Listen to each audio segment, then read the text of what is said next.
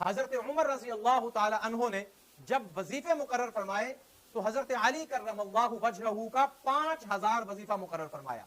बनता है, वो फातिह खैबर हैं, वो शेर बबर हैं, वो इस्लाम के नामवर सपूत हैं, उनका तो 5000 बनता है।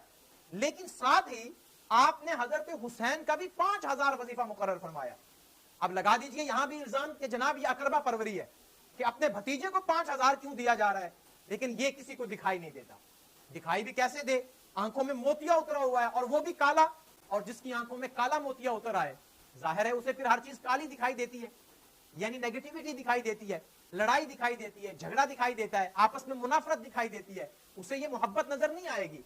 हालांकि जो मकाम हजरत हुसैन का है वो बहुत बड़ा है, लेकिन हजरत अली से बड़ा तो नहीं है, हजरत अली के बराबर तो नहीं है। लेकिन हजरत उमर रज़ी अल्लाह ताला अन्हु ने यहां पर खिदमात को नहीं देखा, बल्कि रसूलुल्लाह की निस्बत को देखते हुए उसका इकराम किया।